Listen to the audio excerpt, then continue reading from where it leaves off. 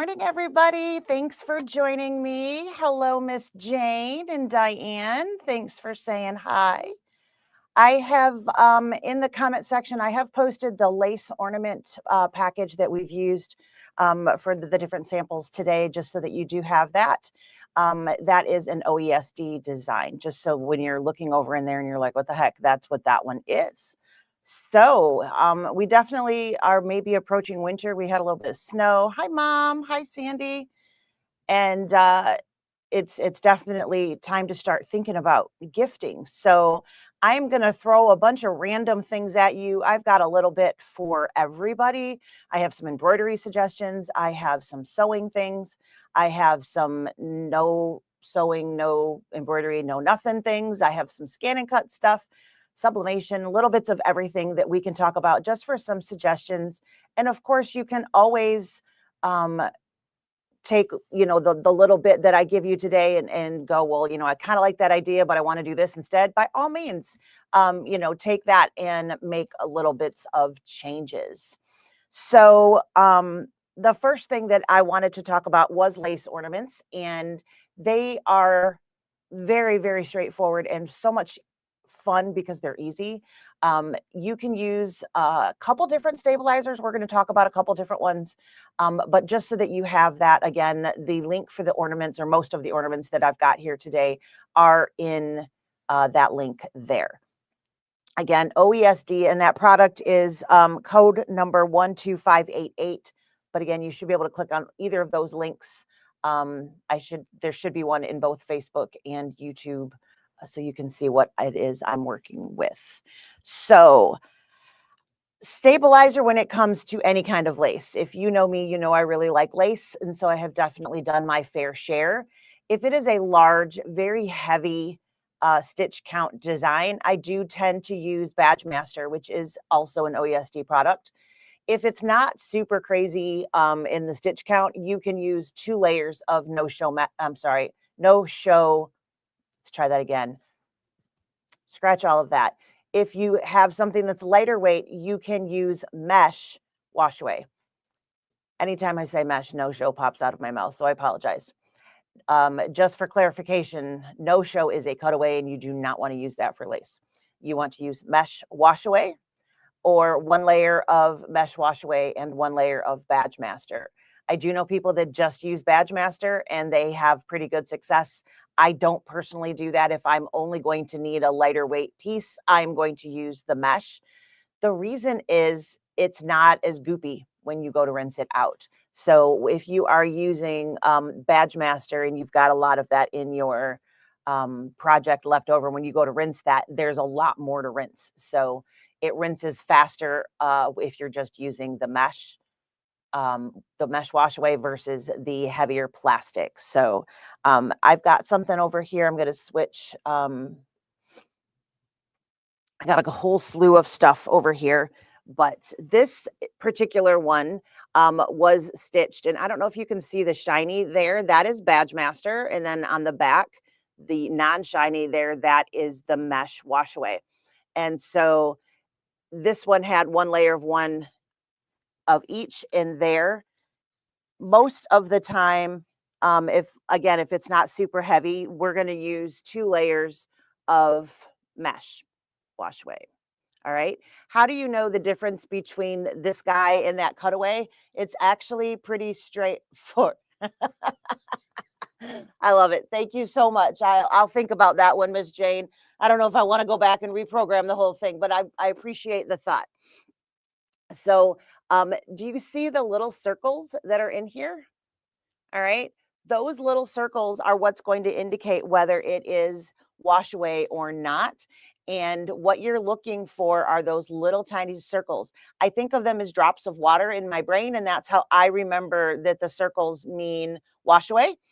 In a standard mesh, which I do have the Sweet Street piece here, this has a grid line through it.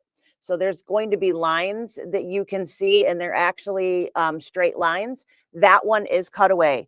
And there is definitely a massive difference between the two, and you do not want to mix them up because that kind of stinks. I have actually used a stabilizer that had dots on it. So my brain said, oh, well, it's wash away. And I used it and it wasn't wash away. And I was super, super frustrated. It was Poly Mesh Pro, which is by Dime. I no longer keep it in the store because I don't want anybody else to make that same mistake. I certainly can order it for you if you wanted it. It wasn't my favorite stabilizer even as a cutaway, but it did work fairly well. It was designed to work with those like a micro, what's the word I'm looking for? The moisture wicking shirts. There's lots of different names for those, but that thinner material that's silky and still stretches and is a pain in the butt to stitch on, that's why it was designed. I personally didn't find that worked better than fusing no-show mesh, which is was my go-to prior. So I still stick with that. But let's get back to the topic of the day. I have a slew of stuff over here. So again, couple different options, multiple layers of mesh wash away or layer of Badge Master and layer of wash away mesh. Now, why use Badge Master?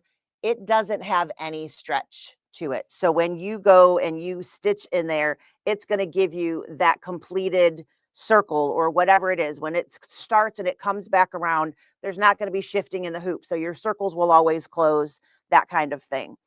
This works very well, but you have to remember if it's a super high stitch count to add extra because it will definitely make a difference. So I don't know if you guys can tell, there is some shimmer to that red. This is metallic thread. This is our King Star metallic. And a lot of what I have for you guys today in ornaments and the like are actually made with both top thread and bobbin thread using our King Star metallic. So you guys can see, you can literally use this like regular thread. It is absolutely wonderful. These are bookmarks. Tony likes to make lace this time of year when he's doing his samples. So he's run a bunch of different things. So I gave him all my metallics and I said, have a good time. And so these are not part of the collection that I just told you about, but they are really nice. And bookmarks are definitely an option. Somewhere in this store, I have some OESD lace bookmarks that are the ombres. There's a feather, there's a mermaid, and there's a couple other things. But anyway, bookmarks are also very easy to do in lace and something that you can do for somebody that is really into their reading and has a book nook and whatnot. They could have those there. This ornament is part of that collection. So again, you can see that that's got that shimmer to it. I've actually got some paper towel over here because I just rinsed a couple things this morning. So I'm going to set them on there so you can really see what that looks like. The detail in these are just beautiful. And you've got some filigree up here. You've got the little bar across the center. They're just so pretty. And this is the same design in two different colors of metallic. So you can definitely see how quick and easy. The great thing about lace is that you set it and forget it for the most part, right? So you can literally put your stabilizer in your hoop, thread your machine, load the design, hit go and walk away. And it is definitely very rewarding because it's easy and you have beautiful things when you're finished. This is another, it's more rounded instead of the arabesque style. It's just, it still has all of that really beautiful detail in there as well. So lots of different options with lace. And that collection that I posted there on the link, it is actually on sale for only $10 and you get all of them. Those actually have a option for adding fabric. So you could have like red fabric stripes in a candy cane and that kind of thing. So definitely lots of options in there. They don't have to be just thread. You can have a little bit of extra stuff going on in there. I really liked this one. I thought the shape was just really fun. So this is another one from there. And I just thought they looked really fancy and kind of old fashioned in a lot of ways. So lots of ornaments. And these are,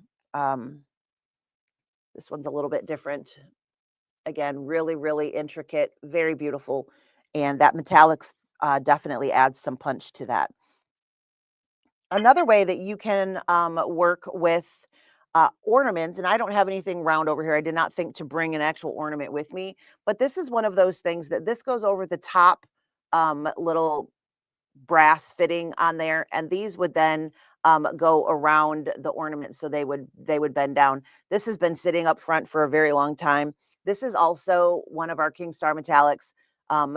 It probably needs to be rinsed a little bit more, but you're going to just wrap your ball with these, and so it'll come around, and you'll have that little decor around a, if you just got purple or something simple, solid, and then put this around that, how pretty that would be to decorate an ornament. So different types of ornament, you can like decorate ornaments that are already made with things like that. So those are ornaments. We talked a little bit about bookmarks.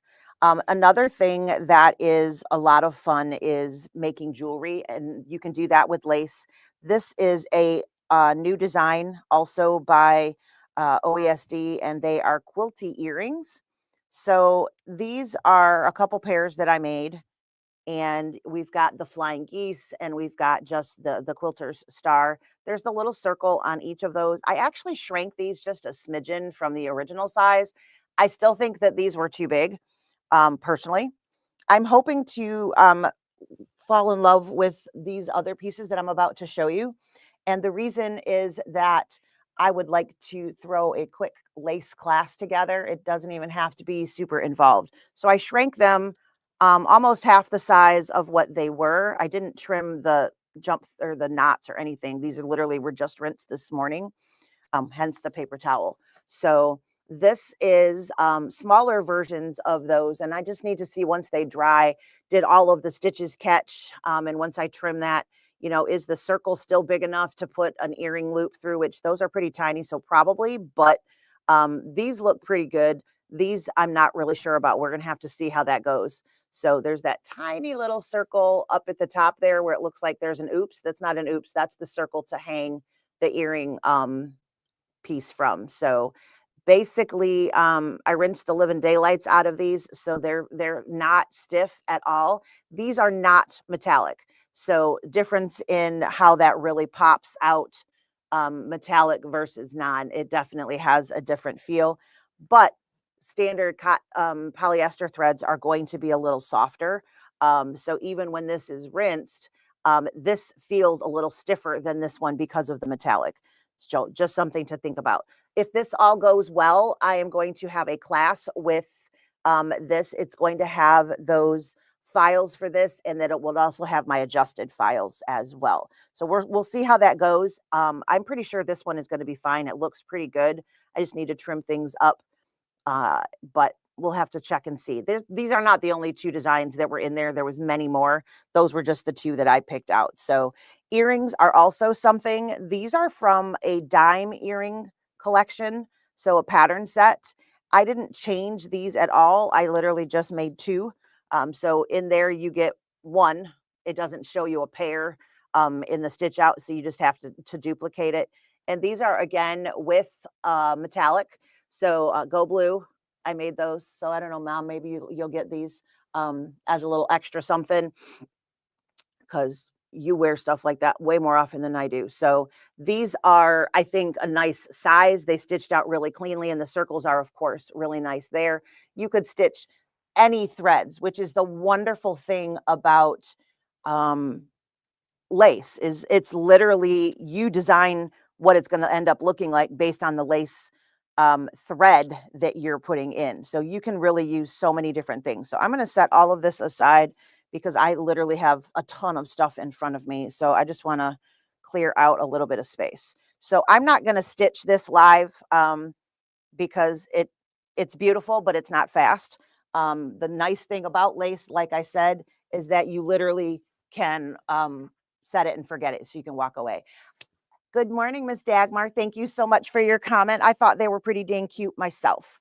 All right, so let's talk about some ScanNCut things. So embroidery wise, there's definitely a lot of different things out there. There are gift card holders that are lace or non-lace, or all kinds of different ornaments, again, lace or non-lace, that generally will stitch out pretty quickly if they're non-lace. So there's definitely lots of quick Christmas things that you can do in your embroidery machine. I'm just giving you a quick little something. I like the set it and forget it, and I really like lace. So there you go.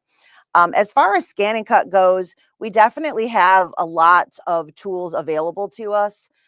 These are felt flowers. You could actually cut a bunch of something like this and then glue them into a like a wood heart frame or even a circular frame and just have the different flower cuts. The petals are available in different types of cut. These happen to all be the same, but you have that capability of doing different sizes and of course different colors. This was done using the rotary blade on my ScanNCut. As long as you have the rotary blade, this is piece of cake. You literally put it on the mat, set it, come back, and then you roll this together. So what the heck do I mean by roll? It's going to actually cut out like this. So I mean, it's not moving, but when it's cut, it will be on your mat and it will look like this. The ScanNCuts actually do have a built-in file for these. You can buy them, or a lot of times they're even free, but if you have like design bundles or any of those types of places, Creative Fabrica probably has them. So lots of ways that you can get additional files, so different petals, so that they would look a little bit different. So once you have it cut, you're going to take that off, and then you start at the outside and you just roll. And all that does is it creates that layered look of the petals. So this one looks pretty rose-like. It does have more petals in particular than most roses do. It probably has a name. I'm unfortunately not really good with that flower name thing. I just, if I like what it looks like, I go with it. That's my style, but somebody out there probably knows the name of this flower. But I think the look of it looks kind of rose-like, but almost there. And so you literally just roll this. So I'm just making the circular piece. And when you get to the center, and I don't glue these because I use them as samples here in the shop, but if I were making a project, of course, I would do this. You have a circle spot right here. That's a circle that's not part of the petal. And so what you're going to do is as you come around that final piece, that circle actually sits over the base of your flower. So you put glue and then you put this down, and that glue keeps everything together. And then you have your flower. And then when you go to put it somewhere else, you just would glue that section, or you could pin through it. A really pretty, they have like, this one's not what I'm talking about, but they have really pretty like metallic, large circular straight pins. You could actually put a straight pin through. If you had cork in there or something, you could use that. So lots of different ways, but you could add buttons or things to the center of the flowers. Or if you are a hand embroiderer, you could actually add little bits of that. These are actually available in your embroidery hoop as well. I personally find them way easier to do on the ScanNCut because they're made a lot like lace. And so when you do it in your embroidery hoop, you stitch everything. It's kind of cool because you can get decorative stitches on the petals, which you could sew on if you wanted to do that. You could take that to your sewing machine and actually stitch right around the edge and give it just a top stitch, if you will. And what that would do is give you just a little bit of flair. In the embroidery hoop, a lot of times they'll have little petal spires and lines and things like that. So good morning, Miss Kathy. Thank you. Obviously, I liked them too, or I wouldn't be showing them to you. But thanks for popping in and saying hey. So yeah, the felt, you can do so many different things. There's also a lot of ornaments that are made with felt, and those are very fast. The nice thing about felt, when you're just talking like an ornament, you don't have to have a heavy edge stitch. So that satin stitch that takes a really long time to stitch in your hoop, you don't need that. You just need a squaring stitch. Usually I would recommend a triple stitch on that. And then you would put your backing felt underneath your hoop, tape that, and then when it tacks everything around, it covers up whatever decorative stitch you've done on the front felt, so you don't see the stitches from the back, and it has a little more body because there's two pieces of felt instead of one. And then all you do is literally take your piece and then cut right next to that outside stitch line with that felt. So you don't have to have a whole big heavy edging stitch. So felt ornaments, felt anything is going to go really, really quickly because you don't need that edging. It's usually a raw edge piece. And so you get to be moving a little bit faster. Again, the ScanNCut has lots of different options. This is just one item that's there. So again, those are using the rotary blade. The mat I would probably use is my low tack, but if my standard tack mat is loved, then you could definitely use that one as well. Other things that you can do with your ScanNCut, heat transfer vinyl is very, very easy and very fast. You can download a design off the internet. You can create the design right in the ScanNCut, or if you have software, you can do that as well. And then iron that, cut, weed, and iron it to your shirt. So this is a Wonder Woman logo I got off the internet. I happened to use our foil. So that's why it's so shiny and it's hard to kind of see on the camera. It's not too bad, but the foil actually comes in a roll like this. And you're actually cutting the adhesive. So it comes with a roll of adhesive that matches the size of our foil. What you do is you put this shiny side down and cut, and then you iron the adhesive to that. You cover the adhesive with the felt, and then you press, and the pressure will have the foil adhering to that adhesive that's already on the shirt. And then when you peel it away, it only sticks where there's adhesive, and that's how you get this beautiful foil effect. And one thing to think about, though, it doesn't stretch very well. So this was not the right shirt. This is a very heavy stretch shirt. So I would not recommend that for wearing purposes unless you are not built like I am, because my area there stretched the shirt out and it didn't look very nicely. So this is a great idea, but make sure you're putting it on a heavier, not as much stretch shirt as a like workout type shirt. The very, very stretchy. So this is just one example of iron-on. We have standard HTV, which is just flat colors. We have metallic standard HTV, which has a shine to it. And we also have glitter. And then we have holographic, and we have this really cool foil effect. And as always, I'm always happy to have those conversations with you. So you guys know I like Wonder Woman, so I thought this was a fun sample. But this is hanging in the store, so we can always talk about that if you ever want to. So iron-on is quick. You can create a design. You can have a design that you already have. You put it on there. When it's heat transfer, you're going to mirror image before you cut. Think about letters. If you didn't mirror image it and then you flipped it to put it on there, then everything would be backwards and you'd need to carry around a mirror to show everybody what you're doing. So we don't want to do that. So make sure that we mirror image our image on the cutting mat before we cut. Once we have that, we're going to weed off the excess and then literally place it on anything that you can iron on. You can pretty much put heat transfer on.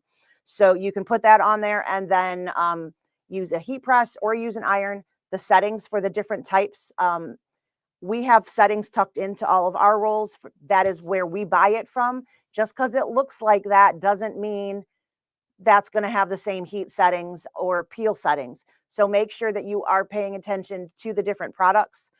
There are heat transfers out there that are cold peels. And what that means is you have to let it sit before you peel off the plastic. It has to be cold. Otherwise, you're just peeling off the design. It has to actually set on there. Everything that we have that is all of our standards are hot peels. So you iron it, you peel it off, you're good to go. So it really makes a big difference. So if you're doing that, make sure that you are paying attention to those different settings.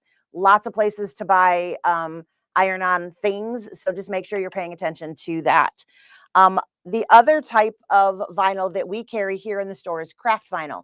We used craft vinyl for lots of different things. A few weeks ago, I talked about how to embellish different pieces. This is a super easy and very nice gift. You can buy a cup. It could be a Yeti, which this one is, but it doesn't have to be a really high quality cup because you can embellish it and make it super great. I wouldn't buy a super cheap one because it won't keep their coffee hot or whatever, but it doesn't have to be crazy expensive either. And then when you embellish it, you can make it very personalized to whoever you're gifting to. So this is basically creating a sticker. These we do not generally mirror image because it's going to go right onto wherever we go there. I have done the back of a glass cutting board, and because I was putting it on the back, it did need to be reversed. So I did have to mirror image that because it was going on the back side.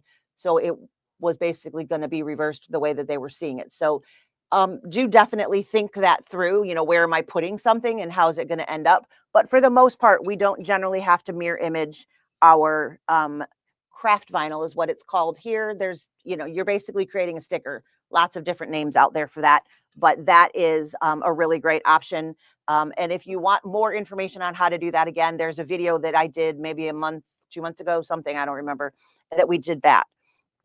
But another thing that is really, really great to do for gifting is to etch your glass. So using this same product that I use for this, instead of taking out the actual C and the R and so on and so forth, I would want to keep the negative of that.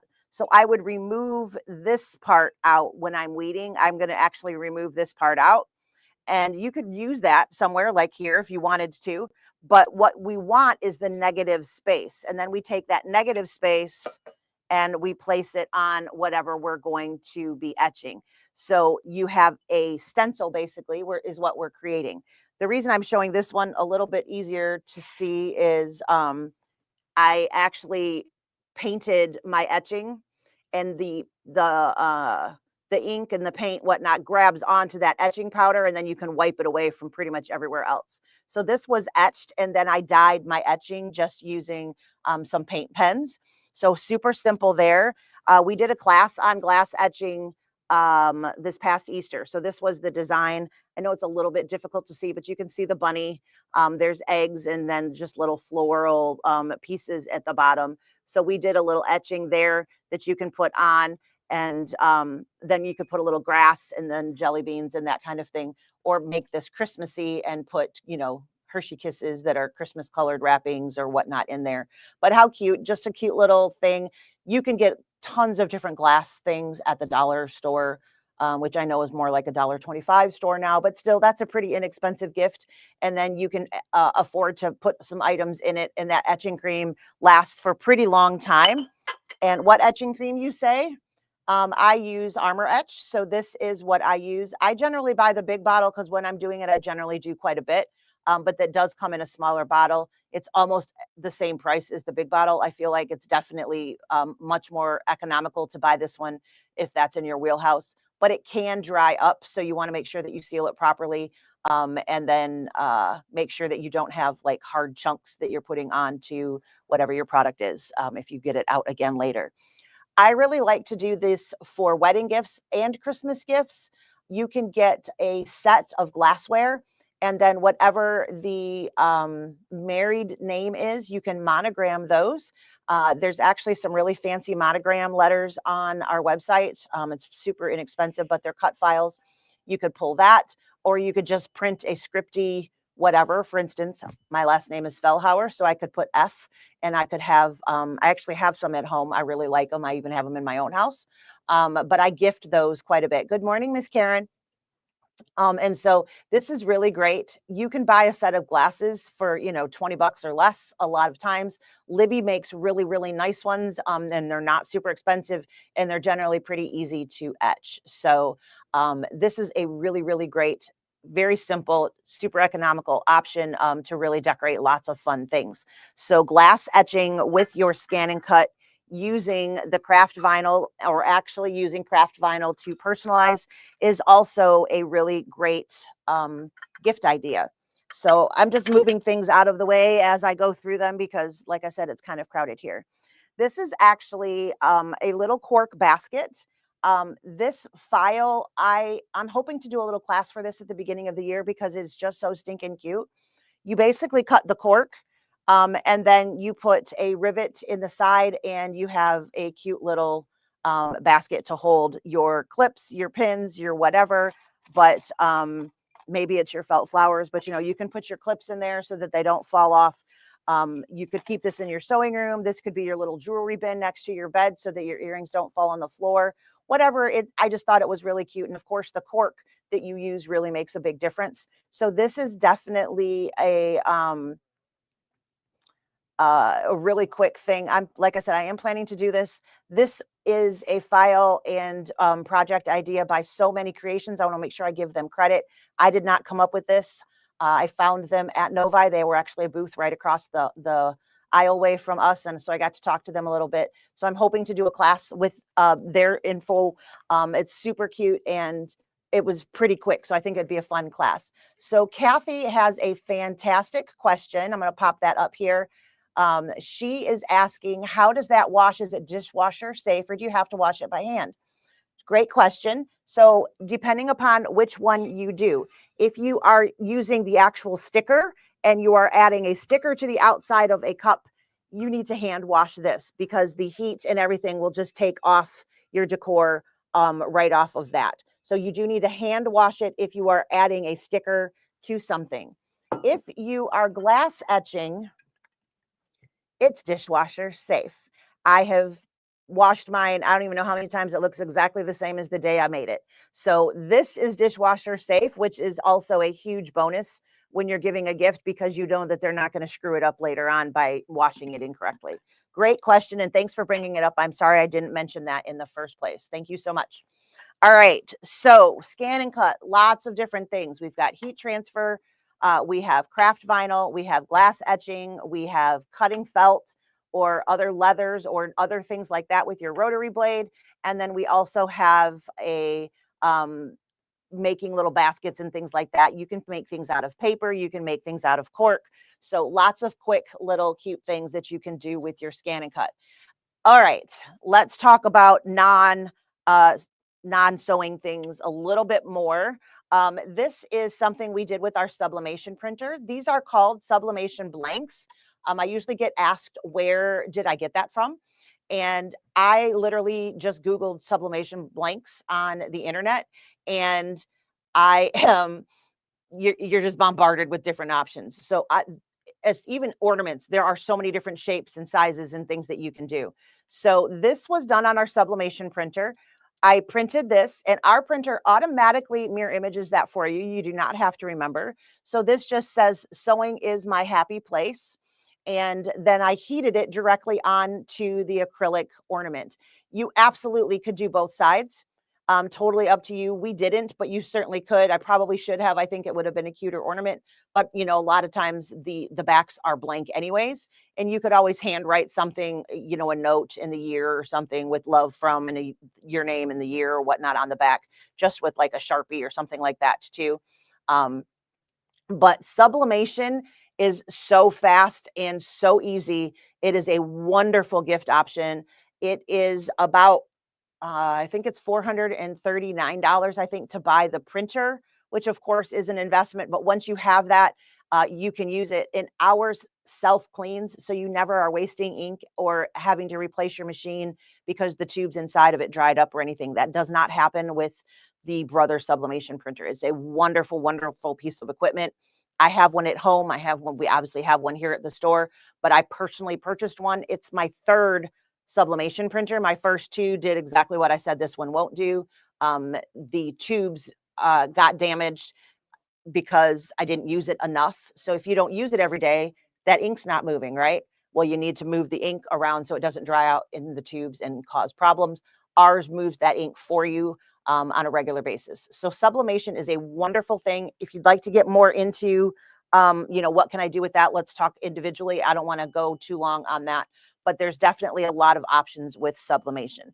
So I think you might have seen our little stuffies. I have a stuffy of my little baby dog, Jack. It's in my office. I didn't think to bring it over here, but that is also something that you can use sublimation. We actually sublimated directly onto Minky and then placed a backing fabric of another piece of Minky sewed around our design, stuffed that through an opening that we left, and then stitched that closed, and you have a cute little stuffed animal of your animal or your daughter's animal or whomever. So I actually made those for all of my kids at Christmas last year. They got stuffies of their puppy dogs or their kitty cats or whatever it was, and it turned out super cute. I was like, send me a favorite picture of your whichever, you know, Chester or, you know, whoever. And they sent me pictures, and then they got those pictures back as a little stuffed animal. Yes, Kathy, you have that 100% right. Stickers are hand wash, etching is dishwasher safe. Thank you so much for asking that, because I didn't mention it and I feel bad. That's definitely important information. I'm just going to slide this over a little bit.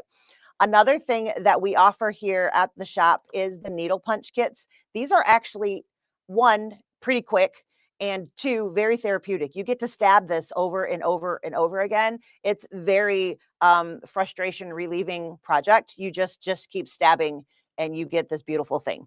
So these two were, I don't have these two in stock right now because it always is the samples that disappear. I believe I can still order them both, but I'd have to check. I did not have a chance to check before I went live. But this is punch needle, but it's punch needle plus. So if you look at this, there's fabric here. We have 3D puff items. We have buttons for the eyes, and we have little snowflake buttons on the hat. So the plus is embellishments, and those embellishments all come in your kit. This one came with these little beads and a little wooden charm, so it looks like a tag. And then this is an applique. So it's a lot of fun. It's different than just your standard. It's not just a flat piece. You actually have 3D pieces, so the leaves stick out, and so on and so forth. And like I was saying over here, we've got the 3D puff on those pieces there. So needle punch, punch needle, whatever the heck you call it, is really, really fun. This is a cute little winter scene that we have here. So again, you've got a 3D little guy here. You've got some embroidery here. And then those same snowflake buttons are snowflakes in the sky on this one. So these are everything that you need in the bag.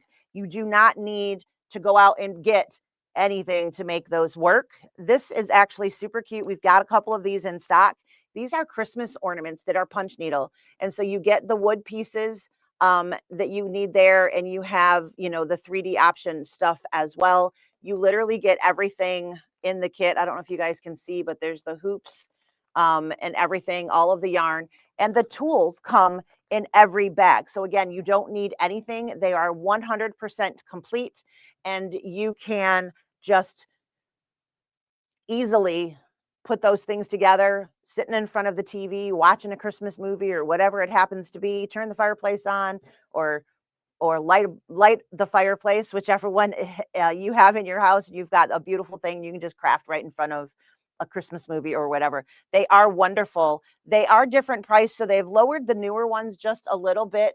You don't get the big bag, but you still get a decent bag. It's not the same as this big tote bag thing, but you definitely still get everything that you need in there. The tools, everything is all going to be in there. We have those the more you buy, the more you save. So if you are interested in punch needle, give me a buzz. I am happy to order them for you. I don't have them all in stock, but you're absolutely welcome to pop in and tell me what you would like, or even just give me a call if you want to go that route. So again, punch needles are on sale. The more you buy, the more you save. If you buy one, it's the price that's on the bag. If you buy two, you get 10% off both. 3, 15 off everything, and 4 or more, you get 20% off the whole shebang. Those are a lot of fun. I've given those as gifts, and they are also very well received. So very fun on that. So let's talk about some sewing things. Obviously, there's a ton of sewing projects that you can do out there. We have talked about multiple different things in the past. One of the things that I think are really nice, everybody needs a little bag inside of their bag. Maybe it's to hold pens. Maybe it's to hold personal feminine items. Maybe it is to hold your chapstick. If you're a guy, we can get you some guy fabrics, and that way you can put your chapstick inside your briefcase or whatever, and be able to find it instead of it sitting at the bottom of the bag. Whatever it is, doesn't really matter. But we're going to talk about how to do a little zippered bag today. And I'm going to give you some tips on how to do that. What I have is actually pretty straightforward. I have 2 pieces of each fabric, my lining fabric and my exterior fabric. These are both just cut to 6 by 9. So fat quarter, and then just cut that. That's super easy. I folded it in half, so it was 9 inches, because of course fat quarter is 18 inches wide. So there was my 9, and I got 2 pieces out of 1 6-inch cut. There you go. And I've got my lining, and then I picked a second piece for my outside. So I need 2 of each. I need 2 lining pieces and I need 2 exterior fabric pieces. Then I need a zipper.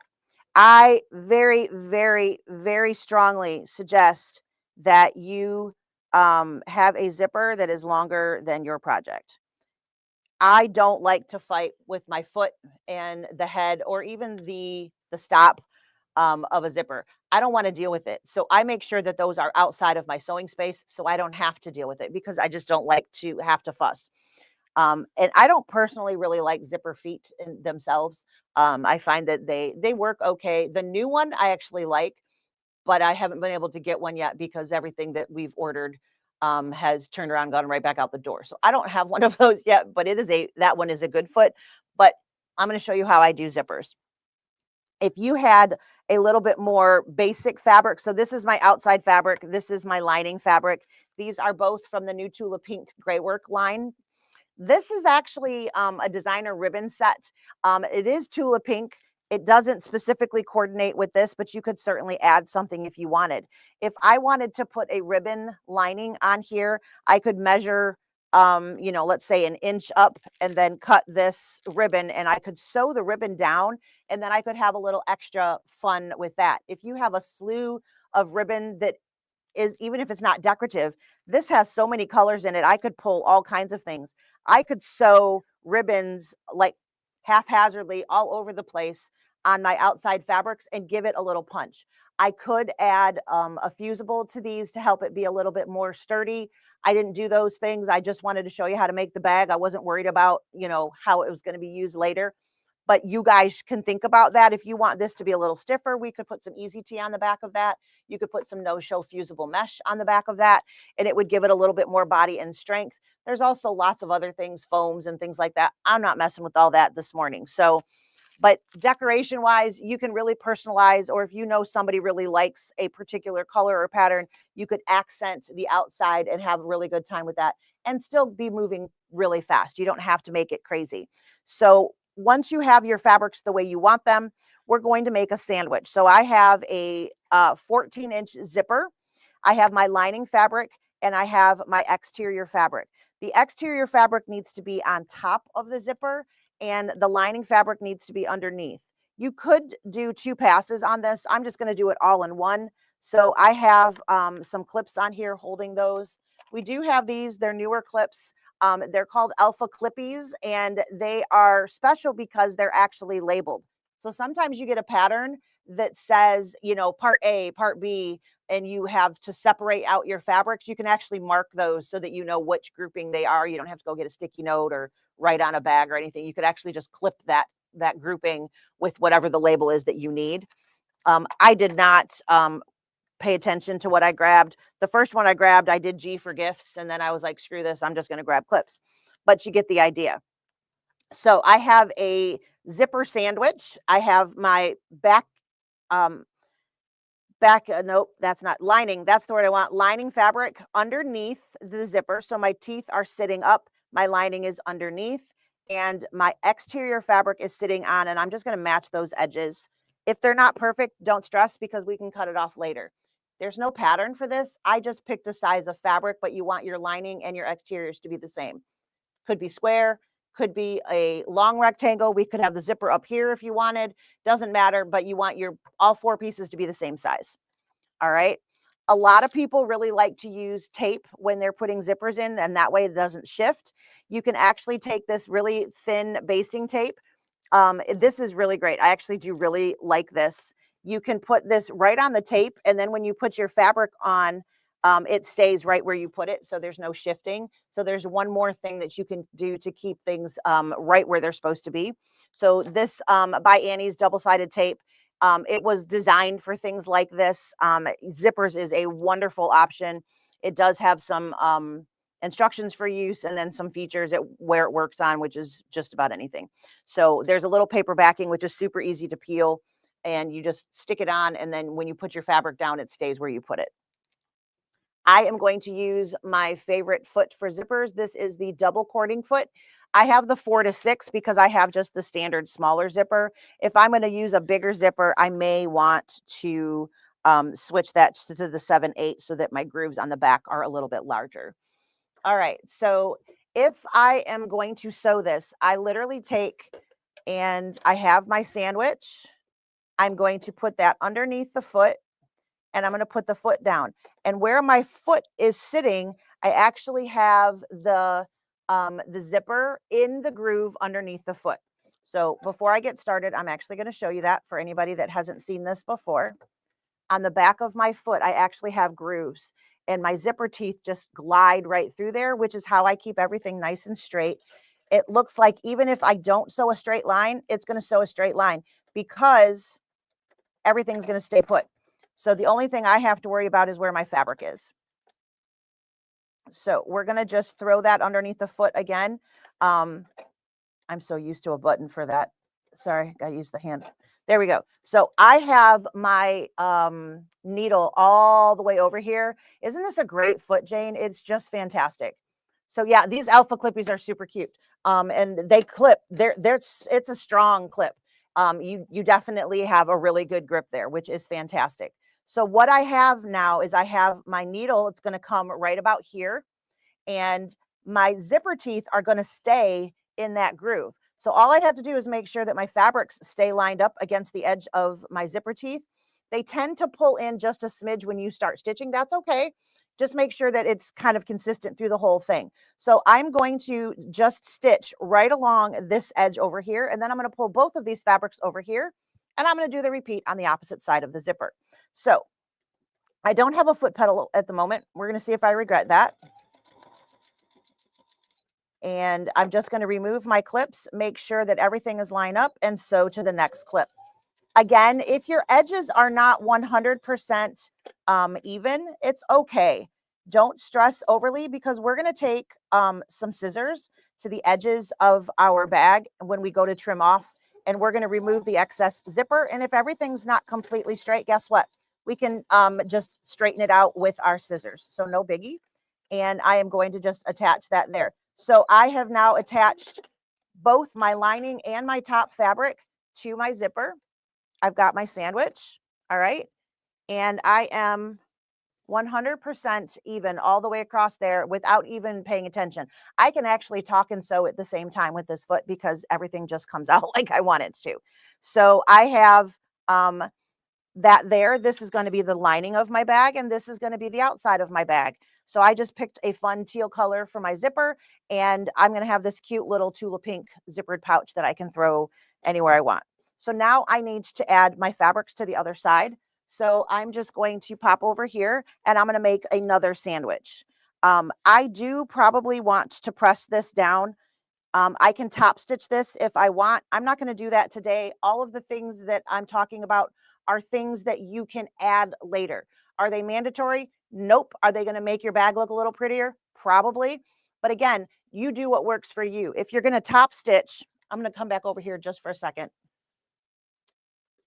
All right. If I want to top stitch this down, here's the secret, guys. Guess what? It's going to stitch right on that line because my zipper teeth are going to stay there. So if I did want to top stitch this, and what the heck, we'll just go ahead and do it. I am going to keep these over here, and it's just going to grab hold of my fabrics because I'm right on that edge. So depending on where I moved my needle position when I started is going to depend on how much fabric I have there and how much I didn't move my needle. If I had moved my needle beforehand, more to the left, I would have more room because I could move it to the right to do the top stitch. So again, I've got a top stitch now that I can talk and sew at the same time, and it looks exactly like it's supposed to because nothing shifted, because that zipper is staying exactly where it needs to be, and it's exactly the distance from my needle all the way across. So it's super, super quick. And you don't have to worry about all the pieces moving on you. So I need to make a sandwich now. Again, I want my zipper teeth up, and I am going to, I'm going to make sure that my colors line up on the inside. You don't have to do that, but I want it to, so I'm going to do that. And I need the edge to line up again with my zipper teeth and with my fabric on the back. So I need to shift it up just a smidgen. All right. And I need to have those zipper teeth right along that fabric. edge there. And then I take this guy. So this doesn't really have a specific order or pattern. So I can push this down any way that I want, but I want to match up the edge with my zipper teeth, of course, and the edges of my fabric with my other side. So I'm going to take that and I'm going to just throw a couple clips on there. Again, I'm going to move these out of the way. I just want to make sure everything lines up, at least at the beginning. Once I get started, I don't really have to worry about it, but I'm going to just make sure everything's basically where I want it. So all right, so now I have a new sandwich.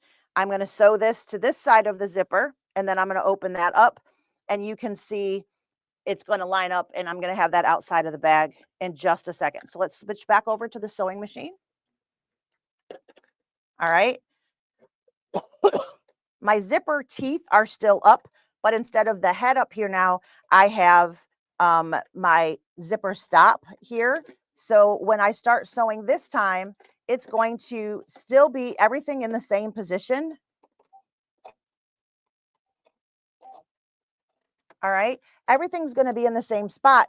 I'm sewing this upside down so that everything is still, I can use the exact same groove, which will equal, I never moved. Yes, absolutely. Happy to tell you that. This is the foot that I'm using. It is the double cording foot. I'm using the 4 to 6 millimeter. The 4-6 is the two grooves that are on the back. One is a 4 millimeter and one is a 6 millimeter groove.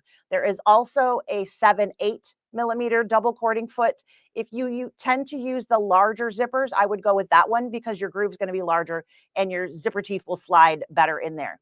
The cool thing about this foot is you can also actually use it to make cording and put cording in like the picture actually shows. You can actually do what the foot was intended for, but you can very, very easily just get your zipper right in there. And I'm just going to move that just a smidgen. There we go. All right. And so we're just going to keep going. All right. I am just keeping everything. And again, I don't have to worry about those zipper teeth moving because they're in that groove. So everything is going to stay right where I put it. I just need to make sure that my fabric edges are going at least pretty close to the edge of that zipper. The zipper, holy crap, the tape, that's the word. Sorry. Sometimes words are hard, right, guys? All right, so there we are. I'm right. Oops, missed the camera. There we are. Both sides exactly the same distance. I don't have to do much with that. I am going to, since I top stitched the other side, I'm just going to throw this over here. I am giving those fabrics a nice little tug since I haven't pressed them. I want to make sure that they're away from the zipper teeth, the mount that I need. And again, I am just going to put those zipper teeth right in that groove. I'm using the groove on the left. If you sew, right-handed, left-handed, all that, whatever way you're comfortable with, you could flip this around and sew it the other way. It doesn't matter. You just need to make sure that you're comfortable. So again, I am going to just real quick top stitch this side since I top stitched the other side. And since I haven't pressed it, it's actually going to make those fabrics lay a little bit better for me, which is kind of nice. All right. So again, my top stitch is going to be exactly where I want it because again, I use that groove. So I would not say I'm a professional sewer. Honestly, I embroider way more than I sew, but look at that. My top stitch is exactly in the same distance. My zipper is exactly the same distance. And I didn't do a darn thing other than throw it underneath this foot. This foot is magic. And if, as Teresa said, if you don't have it, I do highly recommend that you put that in your repertoire. So let's pop this over here. And I now need to get my edges lined up. So what I'm going to do now is I'm going to sew, I usually do the lining piece here. So I'm going to sew here, here, here, here, and then here. And I'm going to have that little piece to turn there. The one other thing that I haven't done is I am going to open my zipper. All right. And I like to have my zipper about halfway in, but I like to close this so that it doesn't do this while I'm sewing, because I find that to be superiorly annoying. So I want my zipper open when I'm sewing, because I need to have the ability to turn that. So I'm going to switch and take this foot off. Dun, dun, dun, dun. I even remembered to push the button. Look at that, guys. It's going to be a good day. And on my sewing machine, I am going to switch to the button fitting foot. I am currently sewing, I don't even know what I'm on. I'm on a Baby Lock Lyric, which is the equivalent of the 950. Last week, we talked about some machines. This is in that lineup of machines that we talked about, but it is a little bit higher. So this is, again, the equivalent of the 950. So I know I'm doing a big no-no. I'm sewing with no foot. I have my ankle keeping my teeth together. And on my machine, I'm going to go in my utility stitches, which is up on the lid right here. So in there, I'm going to look at the bottom. On this particular machine, I need to go into the utility stitch, and I need to choose stitch 90. So 90. What that is a button tack down. In a button tack down, it moves right and left a few times, and then it ties itself in, and it keeps your button from falling off wherever you're doing it. Guess what? It will also keep my zipper together while I'm sewing. So all I need to do is that little zigzag stitch. So what I don't want to have happen is that to split open while I'm sewing. So I just have a tiny little tack there that's going to keep those teeth together, so that in my final piece, I'm going to come over and it's going to give me the ability to move my zipper, and it's going to stay put instead of all over the place. So anytime that you have to open your zipper, unless you're in the embroidery hoop, in which case you do not need to do this, it's going to stay put because it's attached to your stabilizer. If you're sewing and you have to open your zipper for a bag or whatever, I highly recommend that you just tack that so that they don't fly open while you're finishing things out. And I know I'm really quick approaching my time frame here. So my zipper is open. I'm going to line up my pieces. And I want the fold of my zipper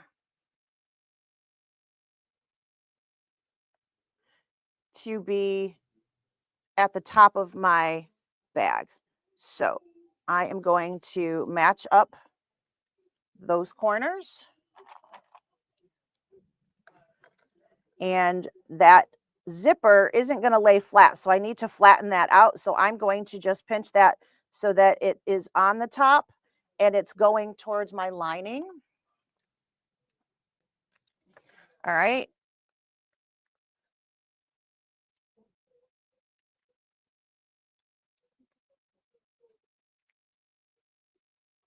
Get that other side of the zipper real quick. So I'm just pinching it at the teeth, and then putting a clip on that to keep that. So I want my zipper going that way.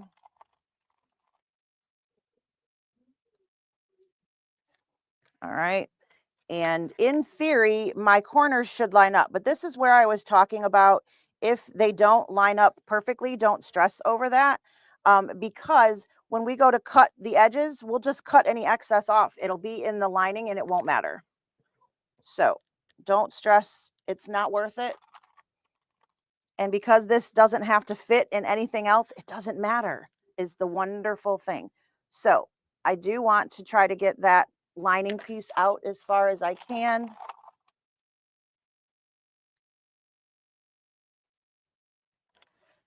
All right. Side seems to like it a lot better than the other side. And then I am going to start sewing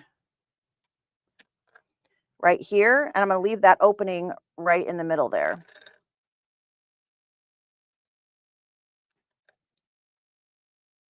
All right, so back over here, and I'm going to put my standard sewing foot back on the machine.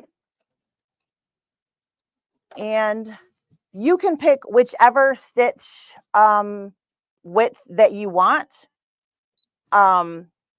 You want to make sure that it's grabbing everything. All right. I definitely recommend that you reinforce. I am in center needle position, which is more than a 1/4 inch. But since I have a few edges that aren't lining up, I'm going to just move that over so that I don't have to worry too much. I'm just going to get that clip right out of my way right now. And I'm going to sew into the corner, then I'm going to turn. I'm leaving an opening right here. That's where I'm going. All right. So just going to scooch over here.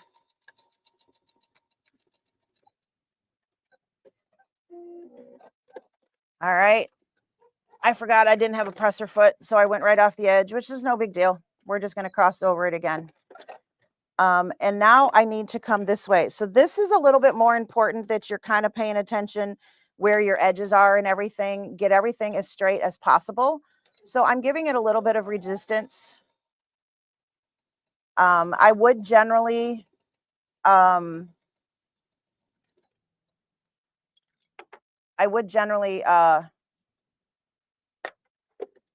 that stitch in, but I'm just trying to get this done as fast as I can for you guys.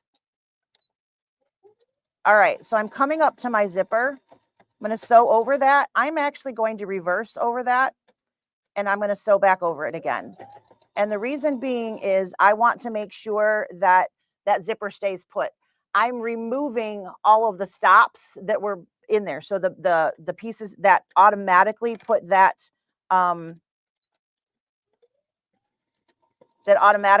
those zippers where to start and stop at, we're going to cut off. So I'm going to do the bottom of my outside. See if I can get that lined up any better.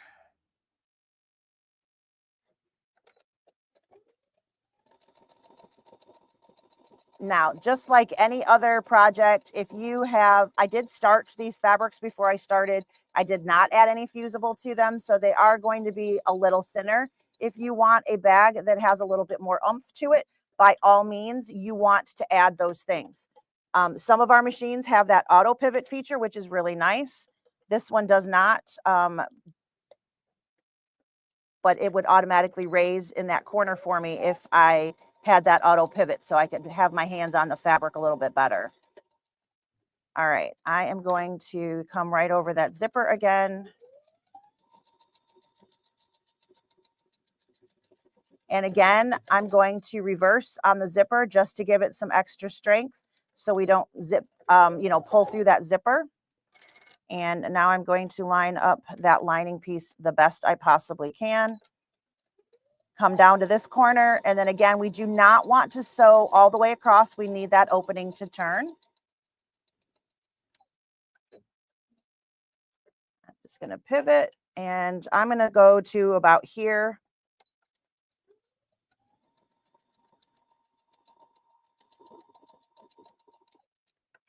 And then I'm going to give that a little bit of reinforcement.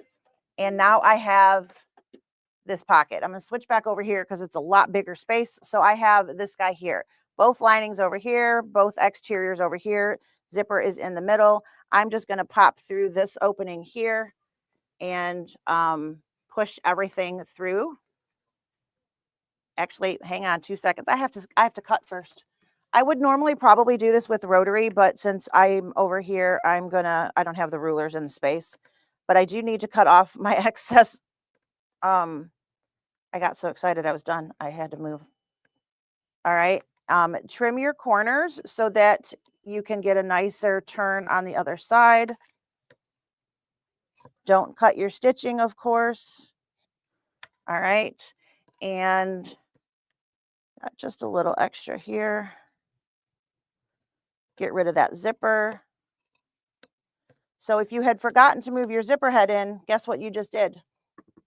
You would have removed the entire zipper piece that you needed to hang on to. So let's try that one more time. We're going to just real quick turn that.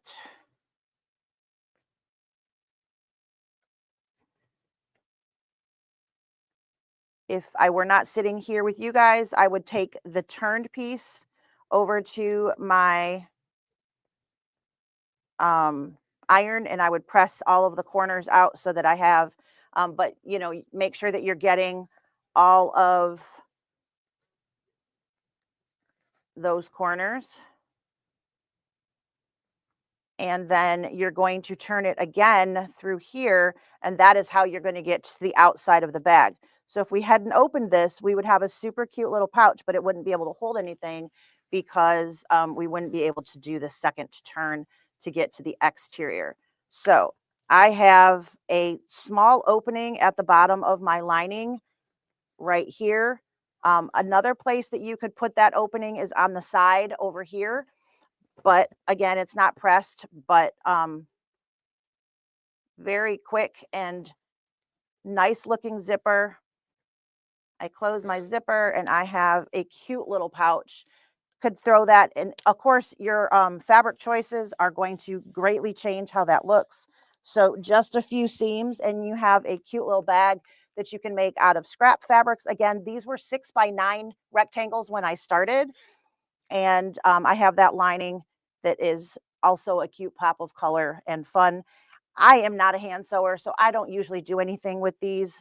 You could actually take this tape or some other tape. They have, you know, like an actual permanent hem tape, and tuck that in and just press that with the hem tape in there, and then that would be closed. That's generally what I do, is I put a fusible in there and then I press that so that it stays closed. Otherwise, I just leave the openings. And if there's pennies in the bottom of the bag, guess what? I don't need those pennies. So I need to press that, obviously, but how cute is that little guy?